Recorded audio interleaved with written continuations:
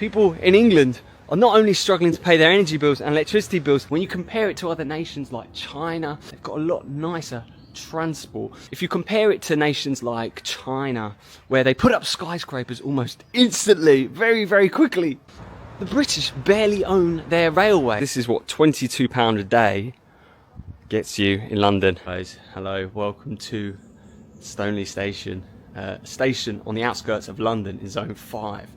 Now, I'm here today to not just show you the kind of state of affairs that we're living in, I'm also here to show you the cost of living in the UK and why so many people are leaving the UK and struggling to pay their bills. I know inflation is happening around the world, but let me tell you, there is nothing worse than what is happening in the UK at the moment. Right now we're at one of the stations, the prime British Railway, one of the most famous in the world. Well, let me tell you, it's also the most expensive in the world. And if you take a look at the station, does it look like it's the most expensive train service in the world? Not really. When you compare it to other nations like China, they've got a lot nicer transport. But I'm here today because I want to show you the cost of things. Now, let's have a look at how much a train ticket here in London to go one stop costs. Let's have a look. Alright, so where do we want to go? One stop up? So we'll go to... Let's go to Epsom. It's 2 stops on the train. One way, that's about 6 minutes this. 5 minutes on the train. Comes to a total of £4 and 10 pence. £4 and 10 pence. That's to go one way. That's not to even return. That's just one way ticket. And if you go back and we go 3 minutes on the train, let's go to one way. £4. It costs £4 just to go 3 minutes on the train. It's quite phenomenal, really, that, isn't it? And guess what? So the train service here is once every half an hour. So to go up to London, I'm going to be waiting here for another 20 minutes for the next train. Once every half an hour. But let me tell you, the train service doesn't even run every half an hour here. Yesterday, there were almost no trains yesterday because of rain. Believe it or not, I can show you the state of affairs. How much does it cost to go to get a travel card from here? Let's have a look. Travel card 6. So this is to travel around London all day. £15.90. But that is off peak, I believe.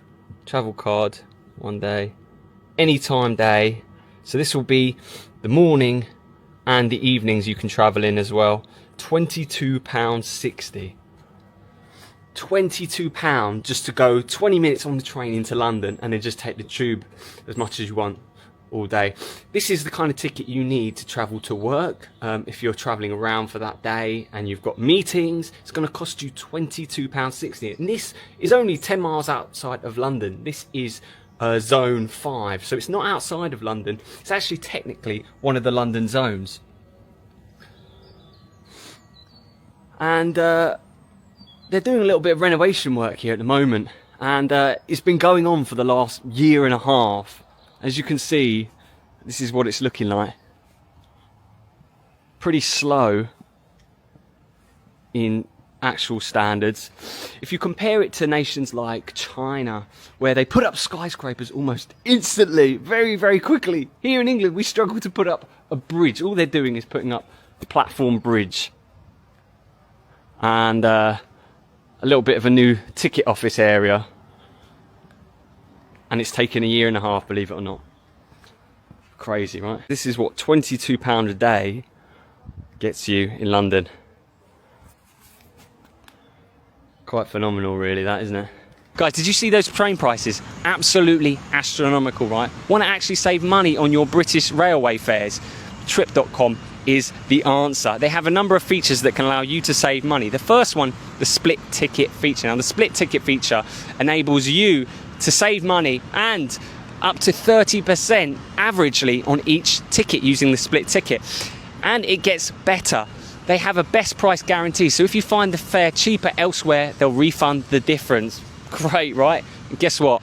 There is no booking fee, so you never have to pay a booking fee again. Wow. if you want to start saving today, guys, what's really cool is they've got offers on at the moment. If you type in hashtag BTS13, smash it in on the trip.com app, and you can start saving. So guys, it's not only the cost of the transport, which is really, really high in England, it's also the inflation, energy bills, electricity. Apparently, the energy and electricity bills have gone up 50% in the last 2 years. Do you think the salaries in the UK have gone up 50%? They have not. People in England are not only struggling to pay their energy bills and electricity bills, they're also struggling to pay their rent. Now, rent is some of the highest in the world here in London, but let me tell you, salaries are not the highest in the world. And rental prices in London will probably cost you around, as an average, of around £2,000, £2,500 a month. A really basic bedroom in London probably set you back about £1,500 these days. It is absolutely phenomenal. And the rates of things have just absolutely soared and gone through the roof in the last couple of years. And it's kind of left England in a little bit of a sad state of affairs. If you look at this, this is London Zone 5 area. And this is what we're looking at. This is how it all looks, the local area.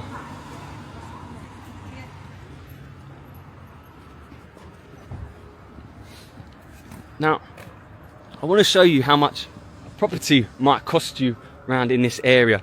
Now, average rents in London are probably about 30 grand, but not very much in the grand scheme of things. If you look at some of the properties here, there's some really nice properties. You can imagine how much they cost. 625,000, wow. It's phenomenal, really. Rosedale Road is just there, 625,000. Take you a long time to pay that off, I think. Yule Park Way, wow. Nearly £1 million. It's a lot of money, isn't it?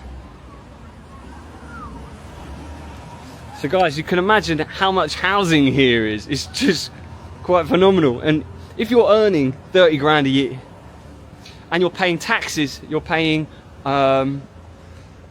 council tax, you're paying electricity and energy bills, which are 50% more than they were 2 years ago. You can just imagine how long that will take you to pay off that house. We've got the most expensive trains in the world. I mean, I used to pay about £250 a month for my train fares. And actually £250 a month for train fares is actually very good. Nowadays, you're probably close to spending about £400 on train fares here in a Zone 5 area of London. It's really, really, really quite tragic, actually, if you think of it in the grand scheme of things. I mean, even the cost of groceries is just astronomical here. And the cost of food and restaurants is just unheard of. A plate of food in a restaurant would probably cost you about £12 to £14 these days, if not more. And a drink on top of that, you're probably looking at least £20 for a bit of food here in London. I mean, a cup of coffee in London would probably set you back about £3, £3.50, £4 now in this day and age. You can't get a pint of beer for less than £7. Cutting the barbers here will cost you about £14, £15, which I guess in the grand scheme of things would make sense with inflation, but the actual rate of salaries in London has not increased as much as inflation has. And we're in a little bit of a situation in the UK where there's a lot of people actually leaving the UK, and they're leaving to go to places like Thailand, work abroad as digital nomads, because life is actually much better outside of the UK.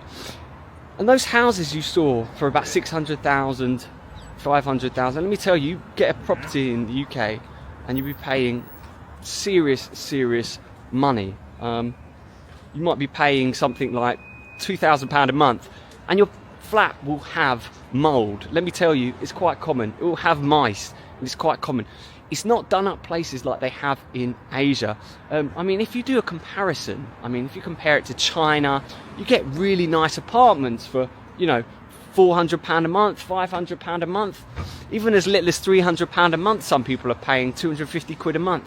Here in London, you cannot get a one-bedroom apartment for less than 1,500 quid, and the chances are it has mould, it has damage along the ways, and all sorts. I've stayed in some really, really rotten apartments in London, and it's all we can afford.